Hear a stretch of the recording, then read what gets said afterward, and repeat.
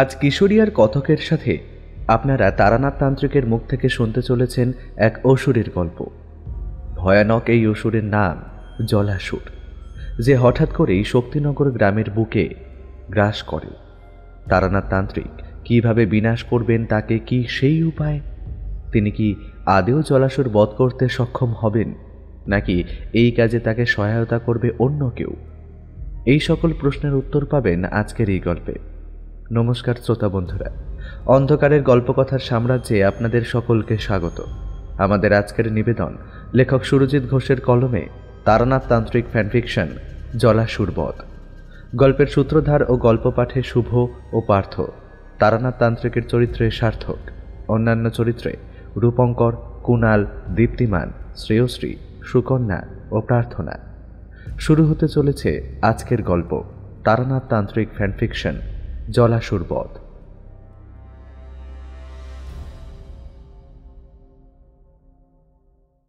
শক্তিনগর গ্রাম বর্তমানে পুরোপুরি নিঝুম। এমন সন্ধ্যাকালেই যেন গভীর রাতের নিস্তব্ধতা নেমে এসেছে গোটা গ্রাম জুড়ে। এক বিভৎস কালো কুৎসিত অন্ধকার পুরোপুরিভাবে গ্রাস করেছে মস্ত বড় গ্রামটাকে। সেই আধার বুঝি অমাবস্যার থেকেও গাঢ়। শক্তিনগর গ্রামের একেবারে শেষ সীমান্তে বলরামের বাড়ি। বলরাম মাঝি আর তার স্ত্রী সুপ্রিয়া বসবাস করে একেবারে ছোট্ট একটি কুটিরে। শক্তিনগর গ্রামের একেবারে শেষ সীমান্তে তাদের বাড়ি অবস্থিত হওয়ার কারণে লোকালয় থেকে বেশ কিছুটা দূরে তাদের বসত বাড়ি। বলরামের বাড়ি থেকে কিছুটা তফাতেই শুরু হয় সুদূর প্রসারী ধানক্ষেত। একটা মায়াবী কুয়াশার আস্তরণ নেমে এসেছে চরাচর জুড়ে। ধানের নরম কচি শীষের উপর জমতে শুরু করেছে ফোঁটা ফোঁটা শিশির বিন্দু। একটা রাতচরা পাখি চালতা গাছের মাথায় বসে ডেকে চলেছে সমানে। দরজা খুলে বাইরে এসে দাঁড়ায় বলরাম। তার দেখা দেখি সুপ্রিয়াও এসে থমকে দাঁড়ায় দুয়ারে। বলরাম সুপ্রিয়ার দিকে তাকিয়ে বেশ দুশ্চিন্তাগ্রস্তভাবে বলে, হঠাৎ করে যে এত সুন্দর সাজানো গোছানো আমাদের গ্রামটায় কার যে কুদৃষ্টি পড়ল তা স্বয়ং ঈশ্বরই জানেন। সন্ধ্যা থেকে কেমন যেন চারপাশ নিস্তব্ধ হয়ে গেছে। দেখো, কোথাও এতটুকু আওয়াজ পর্যন্ত কোথাও কিচ্ছু নেই। মানুষ মারাত্মক ভয় যে যার ঘরে দরজা জানলা বন্ধ করে বসে আছে চুপটি করে। জানি না এই বিপদের কাছ থেকে আমরা কবে মুক্তি পাব। বলরামের কথা শুনে সুপ্রিয়া এবার থমথমে গলায় একটা দীর্ঘ নিঃশ্বাস ত্যাগ করে। তারপর বলে, সে তো গ্রামে যা সব কাণ্ড শুরু হয়েছে, তাতে আর কিছুদিনের মধ্যে এই গ্রাম থেকে মানুষজন পালাতে শুরু করবে। নিত্যদিন একেবারে মৃত্যু মিছিল আরম্ভ হয়েছে। প্রতি রাতে 2-3 জন করে মানুষ মারা যাচ্ছে। অস্বাভাবিকভাবে তাদের দেহ সম্পূর্ণ রক্তশূন্য ফ্যাকাশে। কত ডাক্তার, বুদ্ধি, কবিরাজ এসেও তো কোনো সুরাহা করতে পারল না। এটা নাকি কোনো রোগ নয়, কোনো এক ভয়ানক অপদেবতার প্রকোপ, এমনটা বলছে গ্রামের গণ্যমান্য ব্যক্তিরা। বলি, কি দরকার বাইরে বসে জল খাবার? শুনছো তো গ্রামে কি সব কথাবার্তা রটেছে। কোনো দরকার নেই এখানে জল খাবার। চলো না, ঘরে চলো, আমি তোমার জল খেতে দিচ্ছি। সুপ্রিয়া, বলি তুমি কি ওইসব গুজবে কান দিয়েছ নাকি? যত সব ফালতু কথা। রাতের বেলা বাইরে জল খেলে নাকি কোনো এক ভয়ানক অসুর এসে সেই পরিবারের কোনো এক সদস্যের রক্ত চুষে খাচ্ছে। বলি, এ কি মেনে নেওয়া যায় কোনো মতে? কি দরকার? কথায় বলে না, যা রটে তার কিছুটা তো বটে। মানে যা কিছু রটেছে তার মধ্যে কিছুটা হলেও তো সততা মিশে আছে বই কি। সবই অলীক কল্পনা নয় গো। এখানে জল খাওয়ার যা ঘরে বসে জল খাওয়া, তাই তুমি কক্ষের ভেতরে চলোই না, আমি তোমায় জল দিচ্ছি। সুপ্রিয়ার কথা এবার বলরামের কেমন যেন একটা জেদ চেপে গেল। সে একটু মেজাজের সাথেই বলল, প্রচুর গরম পড়েছে, সেই জন্যই তো বাইরে ঠান্ডা এসে বসলাম। তাছাড়া আমি ওইসব অন্ধবিশ্বাসীদের ন্যায় ফালতু কথায় কান দিই না, তাই আমি এখানে বসেই জল খাবো। তোমাকে জল আনতে বলেছি, তুমি আমাকে একটু জল এনে দাও। স্বামীর কথার উপর আর কিছুই বলতে পারে না সুপ্রিয়া। বাধ্য মেয়ের মতো তাই সে ঘরের ভিতর থেকে এক ঘটি জল এনে তা হাতে ধরিয়ে দিল বলরামের। বলরাম ঘটির জল ঢক ঢক করে গলায় ঢেলে বেশ কিছুটা জল সমেত ঘটিখানা নামিয়ে রেখে সুপ্রিয়ার দিকে তাকিয়ে বলল, আজ সারা রাত এই ঘটির জলখানা এইভাবেই আঢাকা অবস্থায় বাইরে পড়ে থাকবে। দেখি তোমাদের বলাই অসুর আমাদের ঘরে এসে আমার প্রাণ নিতে পারে কিনা।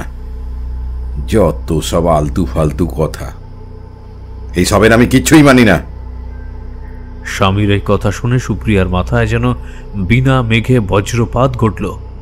সুপ্রিয়া রীতিমতো ভয় ঠকঠক করে কাঁপতে কাঁপতে বলল, এইসব কি অলক্ষণে কথা বলছো?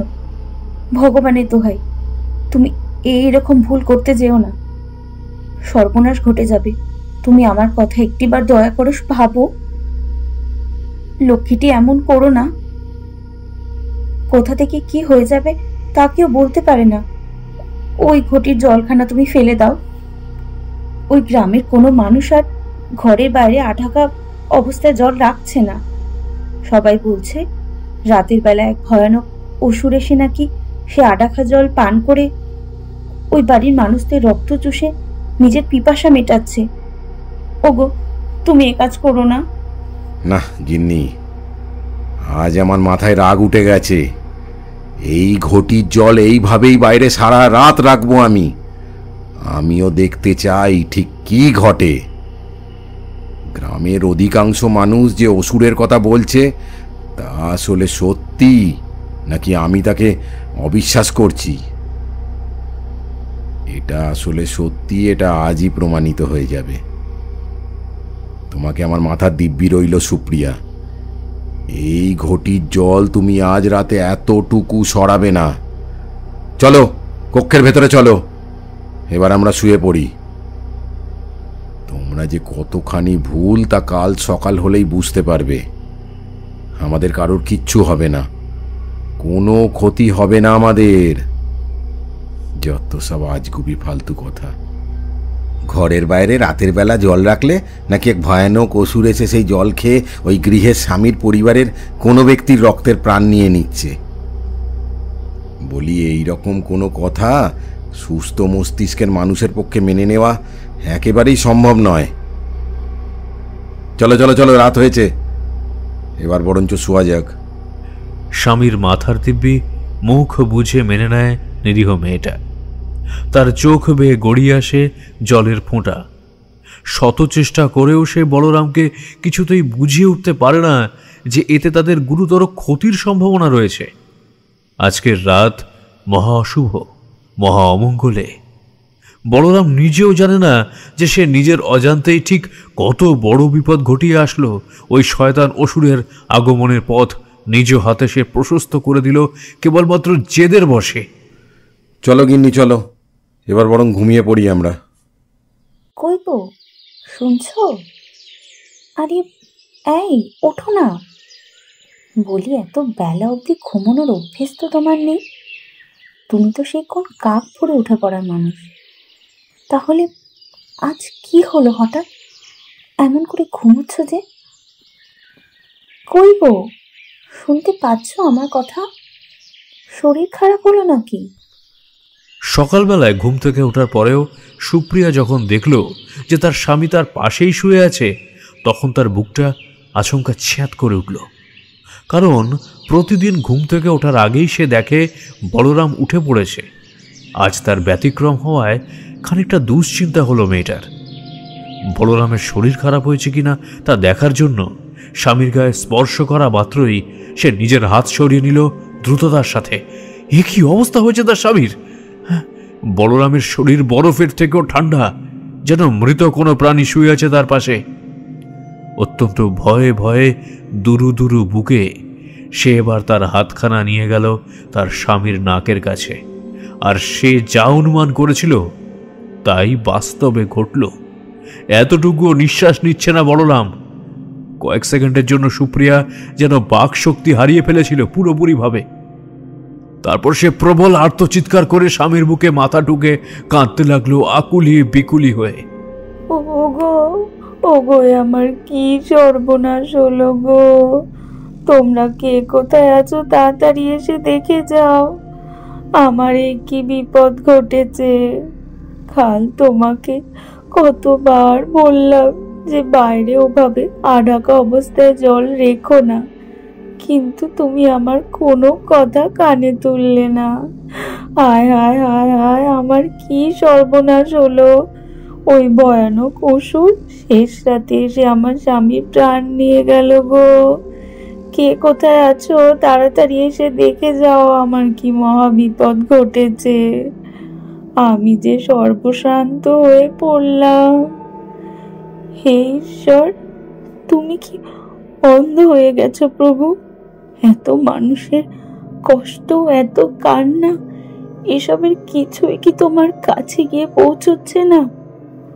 ওই অসুরের হাত থেকে কবে যে নিস্তার পাবে আমাদের গ্রাম, না হলে এভাবে শত শত মেয়েদের মাথার সিঁদুর মুছে যাবে অকালে। সুপ্রিয়ার সেই অসহায় কান্না এভাবেই বাতাসের সাথে ভর করে যেন ছড়িয়ে পড়ল সমগ্র শক্তিনগর গ্রামে।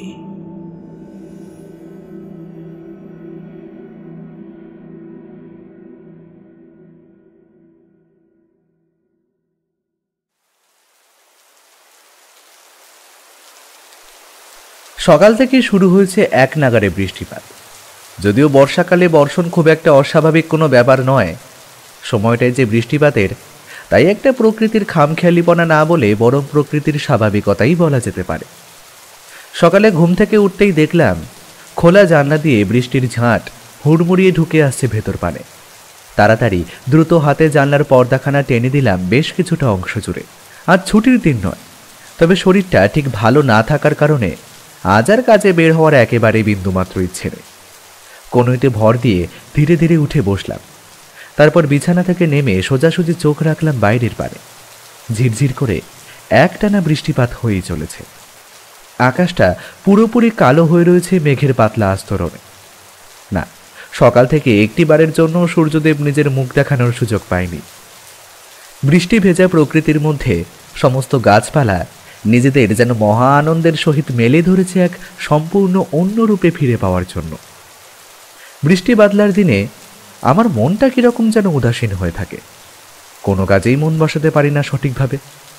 তাই আমি সিদ্ধান্ত নিলাম যে একটু পর ছাতা মাথায় দিয়ে বের হব মটলেনের উদ্দেশ্যে। ঠাকুর মশাইয়ের বাড়িতে গেলে তিনি কোনো না কোনো একটা বেশ জমজমাটি কাহিনী বলে শোনাবেন, আর তাতে একটু হলেও ভালো লাগবে আমার। ভাই, এই যে এইদিকে আমি। আরে এসো এসো, একটু বসে চা খাওয়া যাক। ছাতা মাথায় দিয়ে 5 মাথার মোড়ে এসে দাঁড়াতেই কে যেন চিৎকার করে বলল কথাগুলো। এদিক ওদিক ঘাড় ঘুরিয়ে তাকাতেই আমি দেখলাম সামনের ছোট্ট গুমটি মতোর চায়ের দোকানে ফাঁকা বেঞ্চে বসে আছে কিশোরী। মুখে লেগে আছে মহা আনন্দের হাসি। সে আমার দিকে বেশ ঝলমলে দৃষ্টিতে তাকিয়ে 2 পা নড়াতে নড়াতে হাত নেড়ে বলল কথাগুলো। কিশোরীকে দেখে সত্যি কথা বলতে আমিও বেশ খুশি হয়ে পড়লাম। তার ডাকে সাড়া দিয়ে আমি এবার ছাতা মাথায় এগিয়ে গেলাম চায়ের দোকানটির দিকে। তার কাছাকাছি যাওয়া মাত্রই সে বেশ খানিকটা সরে গিয়ে বেঞ্চের ফাঁকা অংশের দিকে হাত দেখিয়ে বলল, আরে বসো বসো ভাই, আমি ঠিক জানতাম যে তুমি এই পথেই যাবে, সে কারণেই তো এখানে বসে আছি তোমার অপেক্ষায়। চলো এবার বরং একসাথে যাওয়া যাক মটলেনের উদ্দেশ্যে, তবে তার আগে একবার চা খাও। দাদা, একটা চা আর 2টো সিগারেট দিও তো। দোকানদারের উদ্দেশ্যে কিশোরী 1 ভাঁড় চা আর 2টি সিগারেট দিতে বলল। দোকানদার চায়ের ভাঁড় বাড়িয়ে দিলে কিশোরী তা আমার দিকে বাড়িয়ে দিয়ে বলল, নাও ভাই, চা খাও। চা খেতে খেতে বেশ জমিয়ে গল্প হবে। সেসব তো না হয় হবে কিশোরী, কিন্তু তুমি বলো এই সময় তুমি এখানে কি করছো? আর তুমি আন্দাজ করলেই বা কি করে যে আমিও এখানে এই সময় আসব? কিশোরী আমার দিকে তাকিয়ে খানিকটা হেসে বলল, আরে দূর, এ আর এমন শক্ত কি কাজ? এই বৃষ্টির দিনে তুমি যে কাজে বের হবে না তা আমি বিলক্ষণ জানতাম। আর ঘরে বসে থাকার ছেলেও তুমি নও, কারণ এরকম বাদলার দিনে চুপচাপ একভাবে ঘরে বসে থাকতে তোমার কিংবা আমাদের কারোরই মন চায় না। মোটে তাই দুইয়ে দুইয়ে চার করে ফেললাম সহজেই। আমি জানতাম তুমি ঠাকুরমশাইয়ের বাড়ি যাওয়ার উদ্দেশ্যে এই পথ ধরেই যাবে, তাই তো চায়ের দোকানে বসে অপেক্ষা করছিলাম তোমার জন্য। আর দেখো, আমার ধারণাই সত্য বলে প্রতিপন্ন হলো। নাও নাও ভাই, সিগারেটখানা ধরাও দেখি। আমি ঠাকুরমশাইয়ের জন্য একখানা পাসিং শোয়ের প্যাকেট নিয়ে নিয়েছি আগে ভাগেই। জানো তো, সে সিগারেট ব্যতীত তিনি একেবারেই গল্প বলে উঠতে পারেন না। গল্পের আসর নাকি জমজমাট হয় না মোটে। আমি আর কিশোরী এবার সিগারেটে আগুন ধরিয়ে বেশ তৃপ্তি করে তামাক সেবন করতে লাগলাম। কিশোরী চায়ের দোকানের সমস্ত পয়সা মিটিয়ে দিলে আমি আর সে আমরা দুজন মিলে দুখানি ছাতা মাথায় দিয়ে হাঁটতে শুরু করলাম মটলেনের উদ্দেশ্যে। একটানা মাঝারি থেকে ভারী বৃষ্টিপাত হওয়ার দরুন রাস্তাঘাট একেবারে ফাঁকা, শুনশান। মানুষ তো বহু দূরের কথা, আশেপাশে একটা কুকুর বিড়ালের পর্যন্ত দেখা পাওয়াই দুষ্কর। ছাতা মাথায় দিয়ে আমরা নিজেদের মধ্যেই টুকিটাকি গল্পগুজব করতে করতে হাঁটা শুরু করলাম। ঠাকুরমশাই, বলি ও ঠাকুরমশাই, গৃহে আছেন নাকি? আমি কিশোরী, আমরা এসেছি, দয়া করে একটিবার দরজাখানা খুলুন। কিশোরীর অমন উচ্চ কণ্ঠের হাঁক ডাক শুনে ঘরের ভিতর থেকেই চারি আমাদের উদ্দেশ্যে বলল, যাচ্ছি কাকা বাবু, এক্ষুনি যাচ্ছি আমি। বেশিক্ষণ আর আমাদের ওইখানে ওইভাবে বৃষ্টির মধ্যে দাঁড়িয়ে দাঁড়িয়ে অপেক্ষা করতে হলো না। ঠাকুরমশাইয়ের কন্যা চারি এসে দরজার আগল খুলে দিতেই বন্ধ সদর দরজার দুই পাল্লা মৃদু আওয়াজ করে ফাঁক হয়ে গেল দুই দিকে। আমরা এবার দেখলাম আমাদের ঠিক সম্মুখভাগে হাসি মাখা উজ্জ্বল মুখ নিয়ে দাঁড়িয়ে আছে তারানাথ তান্ত্রিকের ছোট্ট মেয়ে চারি। সে আমাদের উভয়কে দেখে বেশ খুশি হলো। চারি পুনরায় বলল, আসুন আসুন কাকাবাবু, আপনারা ভিতরে ঢুকে আসুন। দয়া করে আর বাইরে বৃষ্টির মধ্যে এভাবে অযথা দাঁড়িয়ে থাকবেন না, নচেত ঠান্ডা লেগে গিয়ে শরীর খারাপ করতে পারে। হ্যাঁ চারিমা, চলো চলো, এবার বরং ঘরের ভিতর প্রবেশ করা যাক। আমি আর কিশোরী সদর দরজা পেরিয়ে ঘরের অভ্যন্তরে ঢুকে আসতেই চারি দরজায় পুনরায় আগল তুলে দিল। তারপর সে সোজা দৌড়ে গেল দাওয়ার পানে। আমরা দুই বন্ধু আমাদের ভিজে ছাতা আর জুতো জোড়া খুলে রাখলাম উঠোনের এক পাশে। তারপর দাওয়ায় উঠে তক্তপোষের ওপর এসে বসলাম বেশ আরাম করে। কিশোরী এদিক ওদিক কৌতূহলী দৃষ্টিতে তাকিয়ে চারির মুখের পানে চেয়ে জিজ্ঞাসা করল, কি ব্যাপার বলো তো চারিমা? আসার পর থেকেই একটি বারের জন্য ঠাকুরমশাইয়ের দেখা পেলাম না। তিনি কি গৃহে নেই নাকি? না না কাকাবাবু, বাবা মশাই গৃহেই রয়েছেন। আসলে আজ তিনি একটু পূজা অর্চনার বিশেষ কাজে ব্যস্ত। তবে আপনারা বিন্দুমাত্র চিন্তা করবেন না, তিনি অনেকক্ষণ আগে পূজার কাজে বসেছেন, তাই আর বেশি সময় লাগবার কথা নয়। দেখুন কিছুক্ষণের মধ্যেই তিনি এসে উপস্থিত হবেন আপনাদের কাছে। আপনারা এখানেই একটু বসুন, আমি বরং আপনাদের জন্য একটু গরম গরম চা আর মুড়ি মাখা করে নিয়ে আসি। চা আর মুড়ি মাখার নাম শুনে কিশোরী যেন প্রায় লাফিয়ে উঠল, বলল, হ্যাঁ হ্যাঁ চারিমা, সেই বরং ভালো। তুমি আমাদের জন্য একটু চা আর মুড়ি মাখার ব্যবস্থা করো দেখি। এমন বৃষ্টি বাদলা ঠান্ডার দিনে একটু গরম গরম চা হলে নেহাত মন্দ হয় না। কি বলো হে ভায়া, তোমারও তো একমত নাকি? বেশ খানিকটা বিরক্ত হয়ে আমি কিশোরীর দিকে বড় বড় বিস্ফারিত নয়নে তাকালাম। সে এবার নিজের মুখখানা বন্ধ করল। চারি সৌজন্যমূলক মৃদু হাসি হেসে চলে গেল সোজা রন্ধনশালার পানে আমাদের জন্য চা আর মুড়ি মাখা করে আনতে। তবে বেশিক্ষণ সেইভাবে আমাদের অপেক্ষা করতে হলো না। মাত্র অল্প কিছুটা সময়ের মধ্যেই ঠাকুরমশাই আমাদের সম্মুখে এসে উপস্থিত হলেন। তিনি বজ্রগম্ভীর কণ্ঠে খানিকটা হেসে তক্তাপোষের উপর বসতে বসতে বললেন, আরে এসেছো তোমরা, বাহ বাহ বাহ, তোমাদের দেখে বেশ খুশি হলাম আমি। কি জানো, বৃষ্টি বাদলার দিনে তোমাদের জন্য আমার কিরকম যেন মন কেমন করে। আসলে এই আবহাওয়ায় তোমাদের গল্প বলে বলে এমন অভ্যাস হয়ে গিয়েছে কখন যেন নিজের অজান্তেই। তোমরা যে আমার বলা সেই সমস্ত কাহিনী খুব একটা বিশ্বাস করো না, তা আমি বিলক্ষণ জানি। তবে তোমাদের বিশ্বাস অবিশ্বাসের উপর তো আর আমার বলা ওইসব কাহিনীর সত্যতা নির্ভর করে না। কিন্তু হ্যাঁ, তোমরা শ্রোতা হিসেবে একেবারে আদর্শ। তোমাদের মতন মন্ত্রমুগ্ধ শ্রোতা পাওয়া সত্যি সত্যি বড় দুষ্কর। আর উপযুক্ত শ্রোতা পেলে সকল গল্পকারেরই ভালো লাগে গল্প করতে। সে কারণেই তো আমি তোমাদের বারবার গল্প বলি। তোমরা আমার সেই সমস্ত কাহিনীর কথা বিশ্বাস করো না, কথা জানার পরেও। তবে অতীতের ওই সমস্ত ঘটনা প্রত্যক্ষদর্শী ছিলাম কেবলমাত্র আমি আর সেই সব পরিবারের নিরীহ মানুষেরা, যাদের সাথে বাস্তবে ঘটেছিল সেই সব মহাবিপদ। নানা ঠাকুরমশাই, এটা কিন্তু আপনি একেবারে সঠিক কথা বললেন না। কে বলেছে যে আমরা আপনার বলা সেই সমস্ত কাহিনী বিশ্বাস করি না? যদি বিশ্বাস নাই করতাম তাহলে কি আর এমন বারবার ছুটে আসতাম এই সকল নানা ধরনের প্রাকৃতিক দুর্যোগ উপেক্ষা করে? হ্যাঁ, মাঝে মধ্যে কিশোর একটু মশকরা করে, কিংবা বলতে পারেন আপনার সাথে রসিকতা করে। সে আপনার বলা ওই সমস্ত কাহিনীগুলিকে আজগুবি কিংবা গাঁজাখড়ি কিংবা আষাঢ়ে গল্প বললেও সেসব কথা তার মনের কথা নয়। কেবলমাত্র আপনাকে রাগিয়ে তোলার জন্যই ও ওই সমস্ত কথা বলে। ঠাকুরমশাই আমার এই কথায় ভারী প্রসন্ন হলে।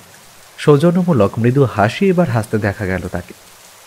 কিশোরী এক হাতের তালুর উপর আর এক হাতের তালু ঘষতে ঘষতে বালক সুলভ কণ্ঠে বললেন, ঠাকুরমশাই, এবার তাহলে একখানা ভালো কাহিনী বলে শোনান। আপনার মুখ থেকে সেই সমস্ত লোমহর্ষক বিভৎস গল্পের কথা শুনতে আমাদের ভীষণ ভালো লাগে। সেইটা নিয়েই তো এইভাবে ছুটে আসি প্রত্যেকবার। আজ যে তোমাদের ঠিক কি হয়েছে তা স্বয়ং ঈশ্বরই জানে। দুজনে মিলে একেবারে আমার প্রশংসার ঝড় তুলেছ দেখছি। বলবো বলবো, নিশ্চয়ই গল্প বলবো, তবে তার আগে গরম গরম চা খাও দেখি। দেখো, চারিমা আমাদের সকলের জন্য চার মুড়ি মাখা করে নিয়ে এসেছে। পেছন ফিরে তাকাতেই আমি দেখলাম চারি আমাদের জন্য চায়ের পেয়ালা আর মুড়ি মাখার পাত্র হাতে নিয়ে এগিয়ে আসছে আমাদের দিকেই। তার পায়ে থাকা নুপুরের প্রতিটি পদক্ষেপের সাথে সাথে ঝুমঝুম করে বেজে উঠছে। সে আমাদের সম্মুখে সে সমস্ত কিছু নামিয়ে রেখে পুনরায় চলে গেল রন্ধনশালার পানে। আহ, কি অপূর্ব স্বাদের চা বানিয়েছে চারি। সত্যি মেয়েটার হাতে প্রশংসা করতেই হয়। কিশোরীর কথা শুনে আমিও পেয়ালায় সামান্য ফোঁ দিয়ে একটা মস্ত চুমুক বসালাম। উষ্ণ চায়ের পরম তৃপ্তিতে আমার দুই চোখ ক্রমে বুজে এলো। তারপর আমি কিশোরীর দিকে তাকিয়ে চোখের ইশারা করতেই সে কোমরের ধুতির মধ্য থেকে পাসিং শো সিগারেটের প্যাকেটখানা বের করে তা বাড়িয়ে দিল ঠাকুর মশাইয়ের দিকে। ঠাকুর মশাই কিঞ্চিত আপত্তির সুরে বললেন, আহ কিশোরী, প্রত্যেকবারই নতুন নতুন দামি সিগারেট আনার কি প্রয়োজন আছে বলো তো? এইসব কিন্তু আমার একেবারেই ভালো লাগে না। সে কথা বললে কি আর হয় ঠাকুরমশাই? আমরা আপনার জন্য আর এমন কি বা আনতে পারি? কেবলমাত্র এই সিগারেটের প্যাকেট ছাড়া। আপনি আমাদের যে রোজ রোজ এত সুন্দর সুন্দর কাহিনী বলে শোনান, ধরে নিন আমরা আপনাকে আপনার পছন্দের এই সিগারেটের প্যাকেটখানা দিই তার দক্ষিণা বাবদ।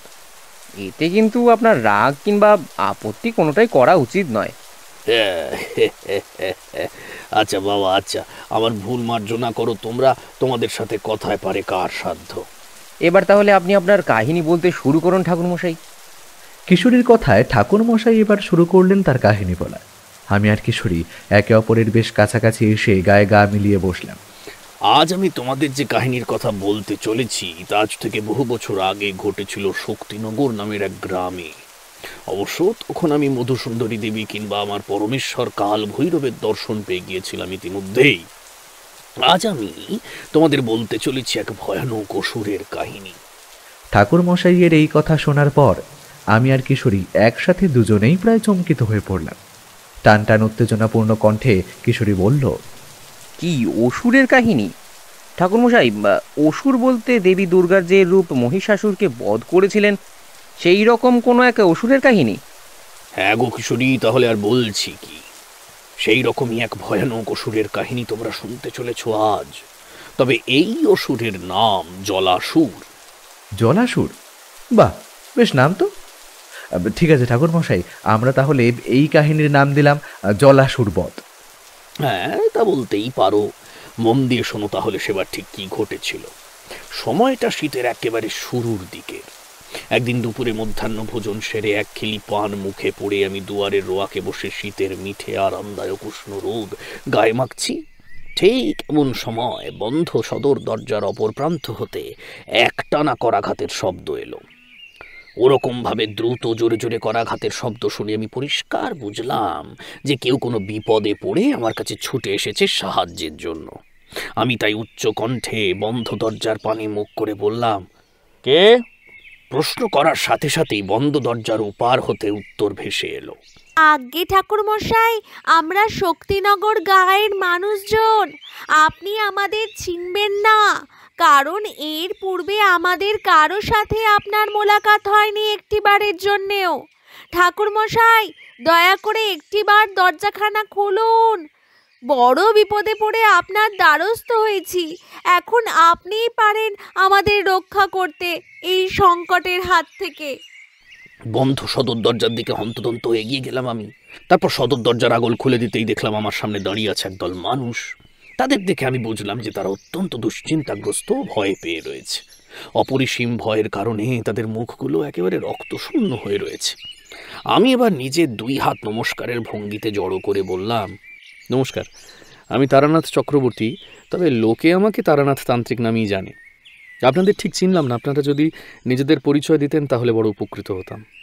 ভিড়ের মধ্যে থেকে এক তরুণ যুবক ভিড় ঠেলে এসে নিজের পরিচয় দিয়ে বলল, আপনি নমস্কার ঠাকুরমশাই, আমার নাম সৈকত, আমিও শক্তিনগর গ্রামের বাসিন্দা। এক অজানা বিপদের সম্মুখীন হয়েছে আমাদের গা। প্রতিদিন রাতের অন্ধকারে মারা যাচ্ছে গ্রামের 2-3 জন মানুষ একসাথে। মৃত্যু মিছিল শুরু হয়েছে একেবারে। এরকমভাবে চলতে থাকলে আর মাত্র কিছুদিনের মধ্যেই সমগ্র গ্রাম পুরোপুরিভাবে শ্মশানভূমিতে পরিণত হবে।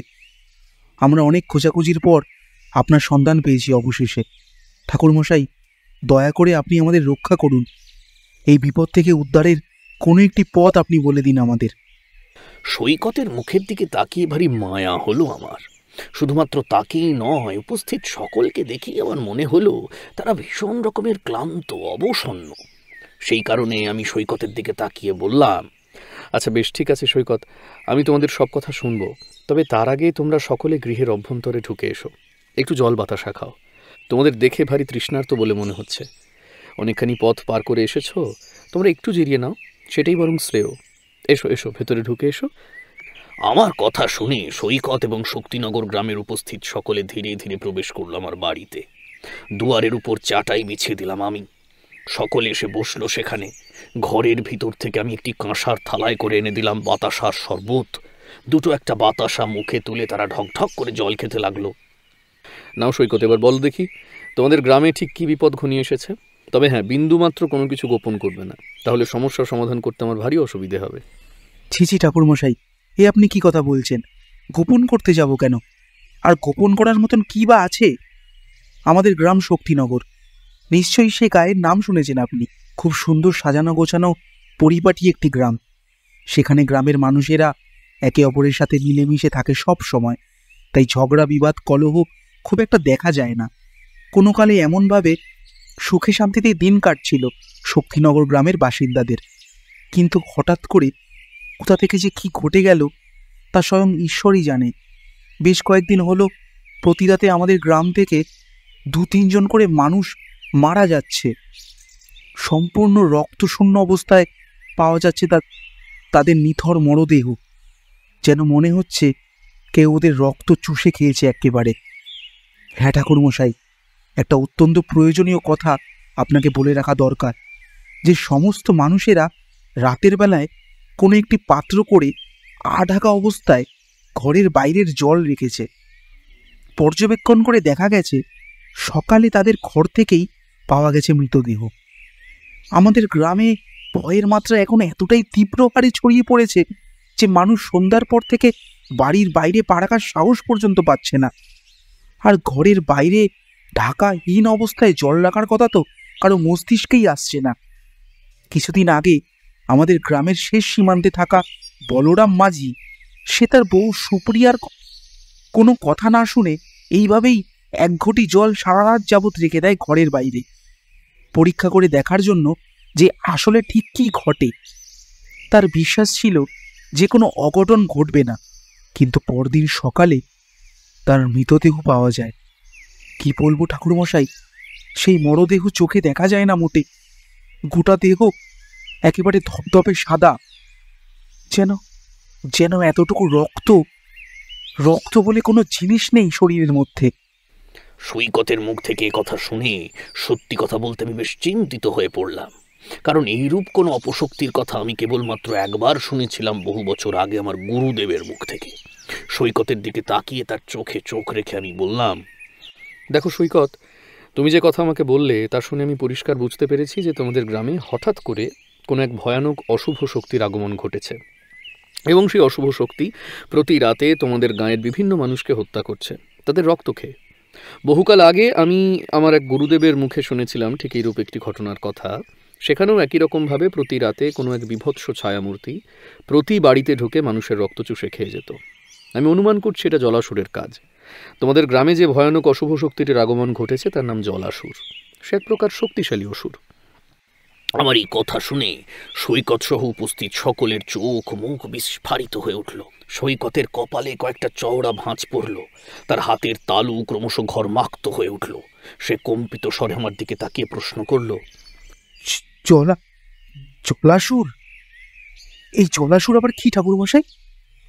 আপনি যদি আমাদের একটু খোলসা করে বলতেন তাহলে বড় সুবিধা হতো বুঝতে।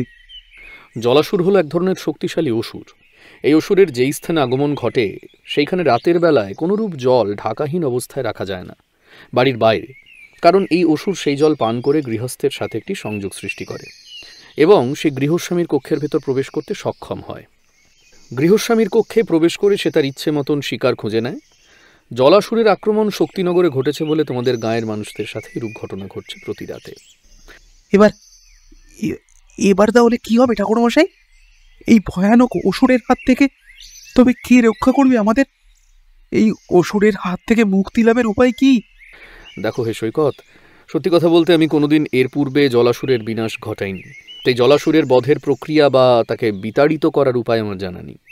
গুরুদেবের মুখ থেকে যেটুকু শুনেছিলাম তাতে এই অসুর যে খুব শক্তিশালী হয় তা আমার মনে আছে এখনো। এই শক্তিশালী অশুভ শক্তির বিনাশ ঘটাতে গেলে প্রয়োজন একটি সমান শক্তিশালী শুভ শক্তির।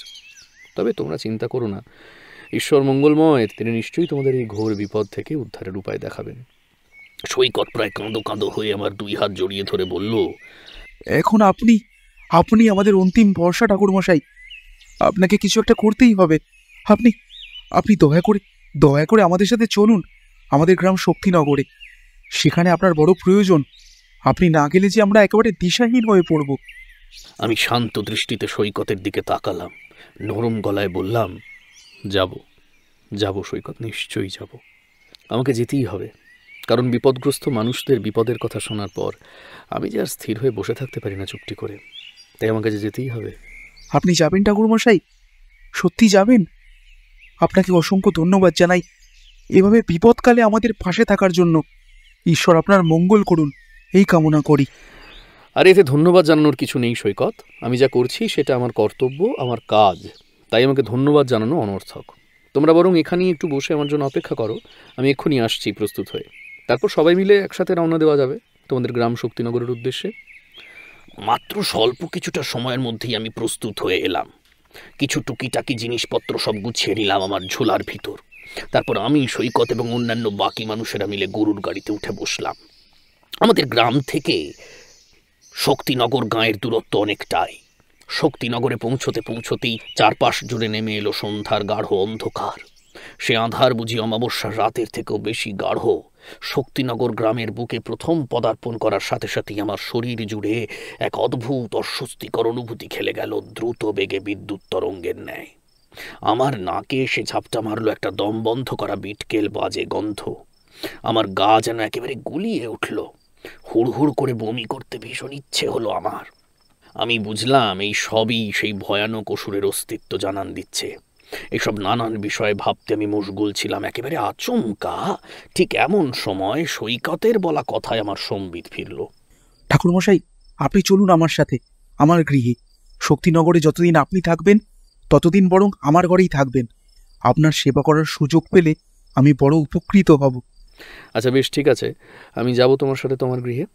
আমি এবার ধীরে ধীরে ঝোলা নিয়ে নেমে এলাম গরুর গাড়ি থেকে। তারপর সৈকতের দেখিয়ে দেওয়া পথ অনুসরণ করে আমি হাঁটতে শুরু করলাম। কিছুটা রাস্তা হাঁটার পরেই আমরা এসে পৌঁছলাম সৈকতের বাড়িতে। বাড়িতে প্রবেশ করার সাথে সাথেই সৈকত উঁচু গলায় হাঁক পারল, কই গো গিন্নি, ও গিন্নি, বলি বেরিয়ে এসো, দেখো আমি সঙ্গে করে কাকে নিয়ে এসেছি। সৈকতে এরমন উচ্চকণ্ঠের হাঁক ডাকে এবার বাড়ির ভিতর থেকে বেরিয়ে এলো এক স্বল্প বয়সী যুবতী নারী। তার মাথা ভরা ঘোমটা, রাতের ফুটফুটে চাঁদনি আলোয় আমি দেখলাম তার মুখশ্রী। আহা, যেন স্বর্গের কোনো এক দেবী নেমে এসছে সৈকতের ভিটেতে। ঠাকুরমশাই, এই হলো আমার স্ত্রী কমলা। কমলা, ইনি হলেন সেই স্বনামধন্য তারানাথ তান্ত্রিক। প্রণাম করো এনাকে। ইনি সাক্ষাৎ দেবতুল্য মানুষ। আমাদের এক কথায় এই বিপদের দিনে তিনি নিজের প্রাণের পরোয়া না করে ছুটে এসেছেন আমাদের সকলকে সাহায্য করার উদ্দেশ্যে। সৈকতের কথা এবার মৃদু হাসি হাসল কমলা। তারপর মাথার ঘোমটা আরো ভালোভাবে টেনে এসে অত্যন্ত ভক্তি সহকারে আমার চরণে নিজের মাথা টেকাতেই যাচ্ছিল, কিন্তু আমি সে কার্য হতে তাকে বাধা দিয়ে বললাম, থাক থাক মাগো, এমন ভর সন্ধেবেলায় আর আমায় প্রণাম করতে হবে না। আমি এমনিতেই তোমায় আশীর্বাদ করছি, স্বামী সন্তান নিয়ে সুখে শান্তিতে সংসার করো তুমি। ঈশ্বর তোমাদের মঙ্গল করুক। চলুন চলুন ঠাকুরমশাই, এবার বরং আমরা বাড়ির ভিতরে প্রবেশ করি। গিন্নি, তুমি ঠাকুরমশাইয়ের জন্য একটু জল খাবারের ব্যবস্থা করো তাড়াতাড়ি। অনেকক্ষণ তিনি মুখে কিচ্ছুটি তোলেননি, নিশ্চয়ই যথেষ্ট খিদে পেয়েছে তার। আরে সৈকত, আমাকে নিয়ে এত ব্যতিব্যস্ত হয়ে পড়ার কিছু নেই, আমি একেবারে ঠিক আছি। ভালো করে হাত পা ধুয়ে চোখে মুখে ঠান্ডা জলের ছিটে দিয়ে পরিষ্কার পরিচ্ছন্ন গামছায় মুখ হাত পা মুছে আমরা এবার সৈকতের বাড়ির ভিতরে এসে বসলাম। ঘর দুয়ারের অবস্থা থেকে বুঝলাম যে সৈকত মধ্যবিত্ত পরিবারের মানুষ, তবে অতিথি আপ্যায়ন করা কাকে বলে তা সে বিলক্ষণ জানে। খানিকক্ষণ বসতে না বসতেই কমলা সাক্ষাৎ মা অন্নপূর্ণার মতো এক হাতে চটজলদি আমাদের জন্য বানিয়ে আনলো বড় বড় গরম গরম ঘি ভাজা লুচি আর সাথে কষা আলুর দম। খাবার খেতে খেতে আমি সৈকতের উদ্দেশ্যে বললাম, সৈকত, আজ রাতে আমি একটিবার তোমাদের গ্রাম শক্তিনগর ভ্রমণে বের হব। নৈশকালে তোমাদের গ্রামের অবস্থা একটিবার প্রত্যক্ষ করা ভীষণ দরকার। আমার এ কথা শুনে একেবারে চমকে গেল সৈকত।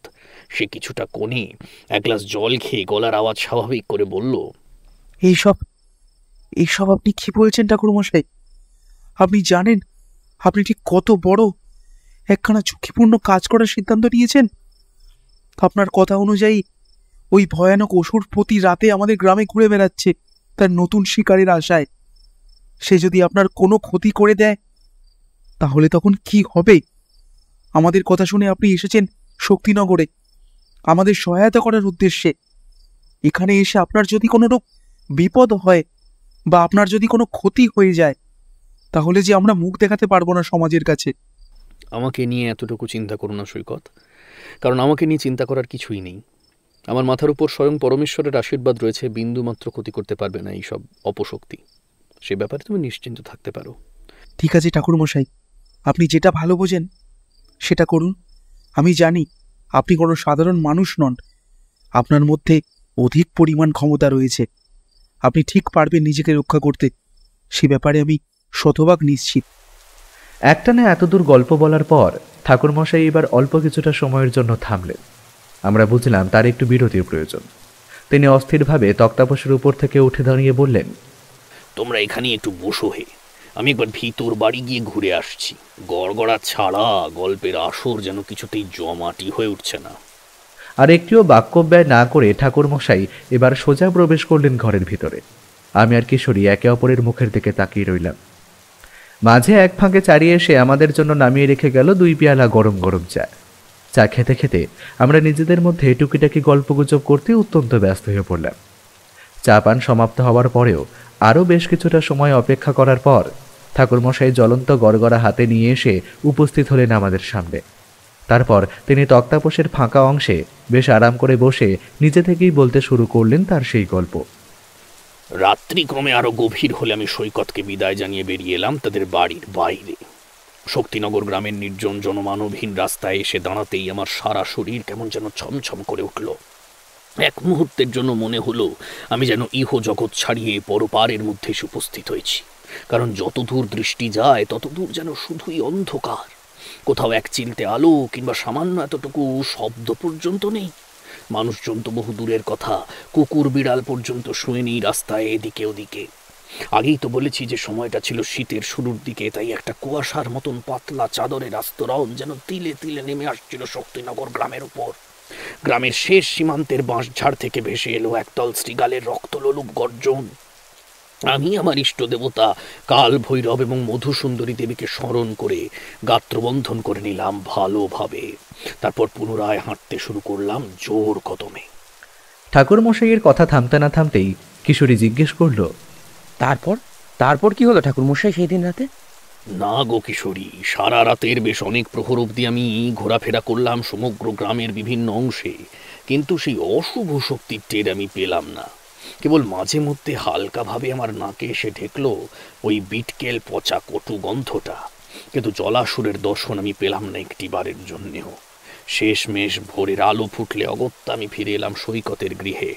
দেখলাম সে সদরের দরজা খুলে বাইরেই অপেক্ষা করছে আমার জন্য। তার মুখ চোখের অবস্থা দেখে বিলক্ষণ বুঝলাম যে সে রাতে ঠিকঠাক করে ঘুমোতে পারেনি আমাকে নিয়ে দুশ্চিন্তায়। আমি যাওয়া মাত্রই সে অত্যাধিক কৌতূহলের সাথে বলল, যাক, আপনি সুস্থ আছেন দেখে বুকে যেন খানিকটা বল ফিরে পেলাম। ঠাকুরমশাই, ঠাকুরমশাই, কাল সারা রাত আমি দু চোখের পাতা এক করতে পারিনি দুশ্চিন্তায়। আপনি কি সেই অসুরের দর্শন পেলেন? না হে সৈকত, আমি সারা রাত যাবৎ গ্রামের বিভিন্ন প্রান্ত ঘোরাঘুরি করার পরেও ওই অসুরের দর্শন পাইনি, একটি বারের জন্য পাইনি।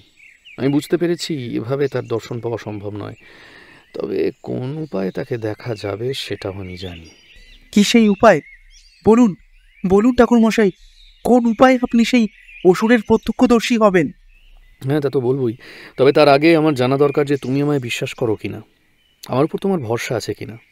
ছি ছি ঠাকুরমশাই, এসব আপনি কি কথা বলছেন? আপনি দেবতুল্য ব্রাহ্মণ মানুষ। আপনাকে আমি অন্ধের মতন বিশ্বাস করি, আর নিজের থেকেও বেশি ভরসা করি। আচ্ছা বেশ, ঠিক আছে সৈকত, তবে আজ রাতে তোমাকে আমার নির্দেশ অনুযায়ী একটি কাজ করতে হবে। আজ রাতে তোমার বাড়িতে উপস্থিত হবে ওই ভয়ঙ্কর জলাসুর, আর তার আসার পথ প্রশস্ত করতে হবে তোমাকেই। এক ঘটি জলের কিছুটা জল খেয়ে বাদবাকি সবটুকু জল আঢাকা অবস্থাতে তুমি রেখে দেবে দাওয়ায়, তারপর নিজের কক্ষে ঢুকে শুয়ে পড়বে। আমি তোমায় কথা দিচ্ছি সৈকত, এতে তোমার এতটুকু বিপদ ঘটবে না, তোমার গায়ে একটি আঁচড়ও আসতে দেব না আমি। আমার কথা শুনে খুব স্বাভাবিকভাবেই একটু ভয় পেয়ে গেল সৈকত। তার গলগণ্ডখানা দুবার ওঠানামা করলো, একটা শুকনো ঢোক গিলল সে, কিন্তু এতটুকু ভয় না পেয়ে বুক ভরা সাহসের সাথে বলল, ঠিক আছে ঠাকুরমশাই, আপনি যেমনটা বলছেন আমি ঠিক তেমনটাই করব, কারণ আপনার ওপর আমার পূর্ণ আস্থা রয়েছে। তারপর কি হলো ঠাকুরমশাই সেদিন রাতে? ঠাকুরমশাই গড়গড়ার নলে একটা মস্ত বড় টান দিয়ে বললেন সেই রাতের ঘটনা। আমার কথা মতোই কাজ করলো সৈকত। এক ঘটি জলের বেশ অনেকটা জল খেয়ে সে রেখে দিল বাকিটা খোলা দুয়ারের মধ্যে। তারপর আমায় প্রণাম জানিয়ে সে নিজের কক্ষে প্রবেশ করলো। অন্ধকারাচ্ছন্ন দুয়ারের এক কোণে টান টান হয়ে পদ্মাসনে বসলাম আমি। তারপর দুই চোখের পাতা বন্ধ করে মধুসুন্দরী দেবীর ধ্যান আরম্ভ করলাম কাল বিলম্ব না করে। ধীরে ধীরে ধ্যানমগ্ন হয়ে পড়লাম আমি সম্পূর্ণভাবে। কালো আঁধারের সাথে যেন মিশে গেল অতীব সুন্দর সুবাসিত গন্ধ। মধুসুন্দরী দেবীর ধ্যানে বিভোর হয়ে গেলাম আমি। কতক্ষণ যে সেভাবে ধ্যানে মগ্ন ছিলাম তা আমি নিজেও জানি না, তবে হঠাৎ করে আমার নাসারন্ধ্রে সেই মিষ্টি গন্ধ ছাড়িয়ে এবার ওই অমঙ্গল সূচক তীব্র বিটকেল পচা গন্ধটা যেন সজাগ হয়ে ফিরে এলো পুনরায়। ধীরে ধীরে চোখের পাতা খুললাম আমি, কারণ আমি ততক্ষণে পরিষ্কার বুঝে গেছি যে ওই জলাশয় এসে হাজির হয়েছে সৈকতের ভিটেতে। তা না হলে এই গন্ধ আমার নাকে এত তীব্রভাবে আসতে পারত না কখনোই। চোখের পাতা খুলতেই আমি দেখলাম সেই বিশালাকার দানবের ন্যায় অসুরটি অন্ধকারের মধ্যে দাঁড়িয়ে আছে। আমার সমগ্র শরীরের যাবতীয় রোম খুব খাড়া হয়ে উঠল মুহূর্তের মধ্যে। একটা আর্তনাদ যেন বেরিয়ে আসতে চাইল বুক ঠেলে। অপলক দৃষ্টিতে আমি তাকিয়ে রইলাম সেই অসুরটির দিকে। অন্ধকারে চোখ পুরোপুরিভাবে সয়ে এসেছিল আমার, আর তাতেই পরিষ্কার দেখলাম জলাসুরের বাহ্যিক রূপ। তা আমাদেরও একটু বলুন ঠাকুরমশাই, তাকে কিরকম দেখতে? সে এক বিভৎস ভয়ানক রূপ, বুঝলে হে, সে এক বিভৎস রূপ। জলাসুরের মাথা ভর্তি ঝাঁকড়া ঝাঁকড়া কুচকানো চুল, মাথার দুই পাশে দুটি বৃহৎ মহিষের ন্যায় শিং, তার দুই চোখ সম্পূর্ণ টকটকে গাঢ় লাল, ঠোঁটের দুই পাশে বেরিয়ে গেছে দুই বৃহৎ আকারের সদন্ত, তার হাতে ও পায়ে বড় নখ, কোমরে জড়ানো আছে একটি কালো মলিন বস্ত্র। ভয়ানক সেই জলাসুর কিন্তু কিছুতেই সৈকতের গৃহে প্রবেশ করতে পারল না, কারণ আমি তার বাড়ির চারপাশে একটি সুরক্ষার বলয় সূচক গণ্ডি টেনে দিয়েছিলাম আগেই। বেশ কয়েকবার প্রচেষ্টার পর সে ব্যর্থ হয়ে পুনরায় অদৃশ্য হয়ে গেল বাতাসের সাথে। ধীরে ধীরে মিলিয়ে এলো সেই পচা গন্ধটা। আমি এবার খানিকটা স্বস্তির নিঃশ্বাস নিলাম বুক ভরে। এটা আপনি কি করলেন ঠাকুরমশাই?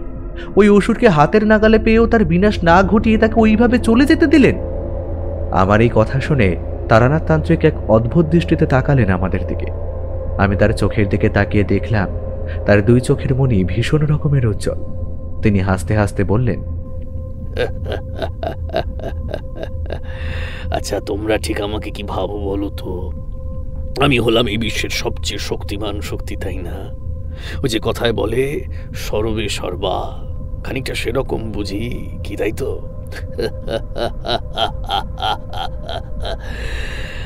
আমি অতি নগণ্য ক্ষুদ্র এক মানুষ মাত্র। তবে হ্যাঁ, দেবীর অসীম আশীর্বাদে কিছু কিছু বিশেষ ক্ষমতার অধিকারী, কিন্তু সব কিছুর ঊর্ধ্বে নয়। নিজেকে সব কিছুর ঊর্ধ্বে মনে করাটাই যে আসলে মস্ত বড় বোকামি। জলাসুর হলো এক অত্যন্ত শক্তিশালী অসুর। তাকে বধ করতে হলে প্রয়োজন সমতুল্য শুভ শক্তির, কিন্তু অত বিপুল পরিমাণে ক্ষমতা আমার মধ্যে কোথায়? সে কারণেই আমি আর বিন্দুমাত্র চেষ্টা করিনি ওই অসুরকে হাতের নাগালে চোখের সামনে দেখতে পেয়েও তার বিনাশ ঘটানোর। কারণ আমি জানতাম জলাসুর বধ আমার দ্বারা মোটেই সম্ভব নয়। ঠাকুরমশাইয়ের মুখ থেকে এই কথা শুনে আমি আর কিশোরী বেশ অবাক হয়ে পড়লাম। আমি প্রশ্ন করতেই যাচ্ছিলাম, কিন্তু তার আগে কিশোরী প্রশ্ন করল, এ আপনি কি বলছেন ঠাকুরমশাই? জলাসুরকে বধ করার ক্ষমতা আপনার মধ্যেও নেই, তাহলে তার বিনাশ ঘটানোর উপায় কি? তা আমারও অজানা ছিল হে কিশোরী। জলাসুর বধের উপায় আমায় যদি কেউ বলতে পারে, সেটা হলেন একমাত্র মধুসুন্দরী দেবী। আমি ঠিকই জানতাম আমি দেবীর ধ্যান করে তাকে প্রসন্ন করতে পারলেই তিনি আমার সহায়তা করবেন। তাই আমি এতটুকু সময় নষ্ট না করেই ওই স্থানেই টানটান হয়ে পদ্মাসনে বসলাম। তারপর দু চোখ মুদিত করে দেবীর মন্ত্রোচ্চারণ করতে লাগলাম ধীরে ধীরে। একাগ্র চিত্তে শুদ্ধ মনে বিলীন হয়ে গেলাম দেবীর ধ্যানে। সাধক, সাধক, চোখ খোলো, দেখো আমি এসেছি। তোমার ধ্যানে প্রসন্ন হয়েছি আমি। বলো, বলো, কি জানতে চাও তুমি আমার কাছ থেকে? আমার নাকে পুনরায় সেই অতি পবিত্র গন্ধটা যেন তীব্রভাবে হুড়মুড়িয়ে প্রবেশ করলো। তারপর তা মিশে গেল দেহাভ্যন্তরে। ধীরে ধীরে চোখের পাতা খুললাম আমি, আর দুই চোখের পাতা খুলতেই দেখলাম আমার সম্মুখে দাঁড়িয়ে আছেন মধুসুন্দরী দেবী। তিনি আমার দিকে তাকিয়ে মিটিমিটি হাসছেন। দেবীকে দেখে আমি দুই হাত জোড় করে প্রণাম জানালাম। তারপর তার উদ্দেশ্যে বললাম, হে দেবী, আপনি তো অন্তর্যামী। এই জগৎ সংসারের সবকিছুই আপনার জানা। আপনার অজানা বলতে কিছুই নেই। ওই ভয়ঙ্কর ভয়ানক জলাসুরকে বধ করার উপায় আপনি বলে দিন দয়া করে। সাধক, ওই অসুরকে বধ করা সম্ভব একমাত্র নারীর শক্তির দ্বারা। কোনো নারী পারে ওই অসুরের বিনাশ ঘটাতে। এই শক্তিনগর গ্রামের একেবারে উত্তর সীমান্তে রয়েছে জলেশ্বর মহাদেবের মন্দির। সেখানে হর পার্বতী মূর্তির পাশে মন্দিরের মধ্যে গাঁথা রয়েছে একখানি ত্রিশূল। সেই ত্রিশূলটি হল মহাশক্তিশালী অসম্ভব এক শুভ শক্তির উৎস। তাই একমাত্র ওই অস্ত্রের দ্বারাই সম্ভব জলাসুরের বিনাশ ঘটানো। সাধক, তোমাকে নিশ্চয়ই আর কিছু বুঝিয়ে বলতে হবে না। এরপর বাকি কাজটা তুমিই করতে পারবে। আপনাকে অসংখ্য ধন্যবাদ দেবী। আর কিছুই বলতে হবে না আপনাকে। এরপর যা করার তা আমিই করতে পারবো।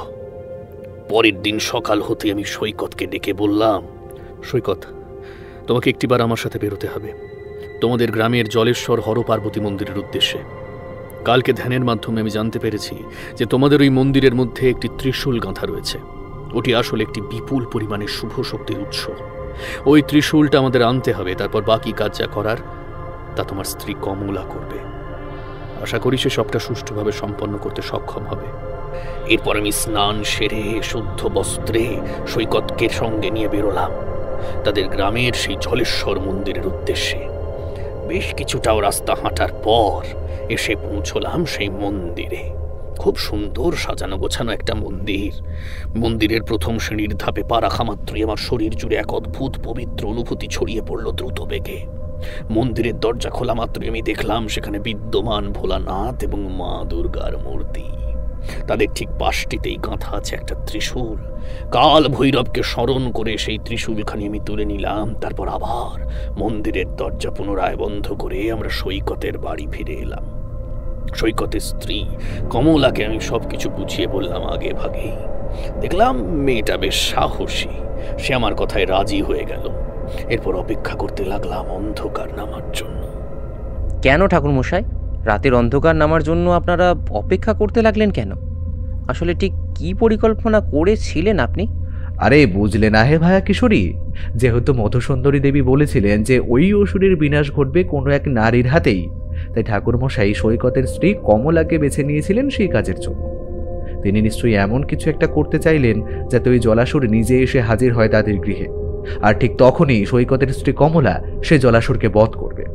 ঠিক ঠাকুরমশাই, খানিকটা এরকমই পরিকল্পনা ছিল তো? আরে আরে, খানিকটা কি গো, পুরোপুরি একেবারে সঠিক আন্দাজ করেছো তুমি। সেই দিন রাতেও আমার নির্দেশে সৈকত এরকম ভাবেই এক ঘটি জল থেকে বেশ কিছুটা জল খেয়ে সে অর্ধেক ঘটির জল পুরোপুরি ঢাকাহীন অবস্থায় রেখে দিল ঘরের বাইরে দাওয়ার মধ্যে। ফলে যা হবার ঠিক তাই হলো। রাত্রি তখন কটা বাজে তা ঠিক বলতে পারবো না আমি সঠিকভাবে, তবে আচমকাই সেই পচা কণ্ঠটা আমার নাকে এসে ঝাপটা মারলো জোরালো ভাবে। আমি বুঝলাম সেই ভয়ানক অশরীরই তবে এসে উপস্থিত হয়েছে। দুই চোখের পাতা খুলতেই দেখলাম আমার ধারণা সত্য। সেই অসুর দাঁড়িয়ে আছে সৈকতের বাড়ির ঠিক মধ্যিখানে। কমলাকে আগে থেকেই সবকিছু শিখিয়ে রাখা হয়েছিল, তাই নতুন করে তাকে আর বলে দিতে হলো না কিছুই। সেই মহা শুভ শক্তির অধিকারী ত্রিশূলটি হাতে ধরা মাত্রই কমলাও দেখতে সক্ষম হলো ওই ভয়ানক অসুর তথা জলাসুরকে।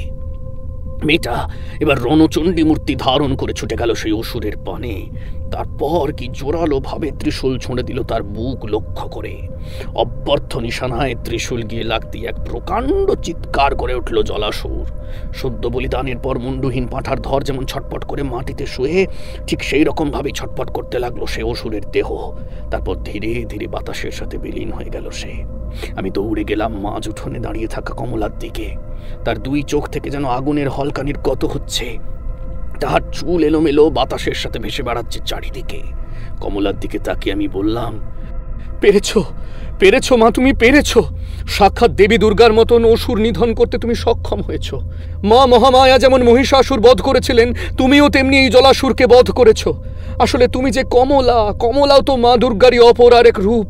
সৈকত, সৈকত, আর কোনো চিন্তা নেই তোমাদের। আজ থেকে তোমাদের গ্রাম শক্তিনগর সম্পূর্ণ সুরক্ষিত হলো। আর কোনো মানুষ প্রাণ হারাবে না অকালে সৈকত, আর কোনো মানুষ অকালে প্রাণ হারাবে না। সৈকত আমার নিকটে গিয়ে সে আমার দুই হাত জড়িয়ে ধরে প্রায় কাঁদো কাঁদো সুরে বলল, আপনাকে অসংখ্য ধন্যবাদ ঠাকুরমশাই। সত্যি আপনার এই ঋণ আমরা চিরকাল যতদিন বেঁচে থাকব ততদিন মনে থাকবে। শক্তিনগরের মানুষ আপনাকে কোনোদিন ভুলতে পারবে না। আপনি আমাদের জন্য যা করলেন তার জন্য আমরা চিরকাল আপনার কাছে কৃতজ্ঞ হয়ে রইলাম। আরে ধুর ধুর, কি যে বলো তুমি। বলি, আমাকে ধন্যবাদ জানানোর কোনো প্রয়োজন নেই। ধন্যবাদ যদি দিতেই হয় তাহলে তো তোমরা স্বয়ং পরমেশ্বরকেই দিও, আর ধন্যবাদ জানিও তুমি তোমারই অর্ধাঙ্গিনীকে। কমলা ভারী সাহসী মেয়ে। সে আজ যে কাজ করেছে তা সত্যি প্রশংসার যোগ্য। কমলা না থাকলে ওই অসুরকে বধ করা মোটেই এত সহজ হতো না কিছুতেই। সৈকত, কাল ভোরে স্নান সেরে ভোলা মহেশ্বরের এই অস্ত্র ভালোভাবে ধুয়ে শুদ্ধিকরণ করে আবার তা পুনরায় জলেশ্বরের মন্দিরে রেখে দিয়ে আসবে। হ্যাঁ ঠাকুরমশাই, এটা একেবারে সঠিক কথা বলেছেন। বাবার জিনিস আবার বাবাকেই তো ফিরিয়ে দেওয়া দরকার। পরের দিন ভোরের আলো ফুটতে না ফুটতেই সেই ত্রিশূলখানে আমি ভালো করে পুকুরের জলে ধুয়ে তাতে গঙ্গা জল ছিটিয়ে মন্ত্রোচ্চারণের মাধ্যমে তা শুদ্ধিকরণ করলাম। তারপর জলেশ্বর মন্দিরে গিয়ে ভোলানাথের পাশে যত্ন সহকারে রেখে দিলাম তার অস্ত্র। মন্দিরের গর্ভগৃহে অন্তিমবারের মতো মাথা ঠুকলাম ভক্তি সহকারে। তারপর আর কি, সৈকত আমাকে আটকে দিল দুদিনের জন্যে। তার অনুরোধ কিছুতেই অগ্রাহ্য করতে পারলাম না।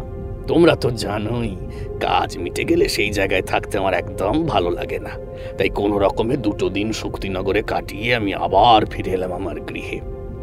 এরপর থেকে শক্তিনগরে আর ওইভাবে অস্বাভাবিক অবস্থায় রক্তশূন্য কোনো মরদেহ পাওয়া যায় না। কি হে কিশোরী, ভালো লেগেছে তো আজকের এই জলাসুরের গল্প? কি যে বলেন ঠাকুরমশাই, এ আর এমন নতুন কি কথা। আপনার বলা প্রতিটা গল্পের নাই এই গল্পও আমাদের অত্যন্ত ভালো লেগেছে। তা ভালো, তোমাদের ভালো লাগলেই আমি খুশি। চলো হে ভায়া কিশোরী, আজকের মতন তো গল্প এখানেই শেষ। তাহলে এবার ওঠা যাক নাকি? এ সময় বৃষ্টিটা একটু হলেও কমেছে। দুগ্গা দুগ্গা বলে এখন বেরিয়ে পড়াই মঙ্গল। না হলে কি জানি আবার কখন ঝমঝমিয়ে বৃষ্টি শুরু হবে। তখন তো আর যেতে পারবো না। ঠাকুরমশাইয়ের বাড়িতেই আমাদের তখন আটকে যেতে হবে। হ্যাঁ ভাই, এটা তুমি একেবারে হক কথা বলেছ। ঠাকুরমশাই, আজকের মতন আমাদের তাহলে বিদায় দিন, আমরা এবার উঠি। আচ্ছা বেশ, ঠিক আছে, তবে সাবধানে যেও কিন্তু। আমি আর কিশোরী এবার ঠাকুরমশাইয়ের কাছ থেকে বিদায় চেয়ে নিয়ে বেরিয়ে এলাম রাস্তায়। ছাতা মাথায় এগিয়ে যেতে লাগলাম আমাদের গন্তব্যের উদ্দেশ্যে।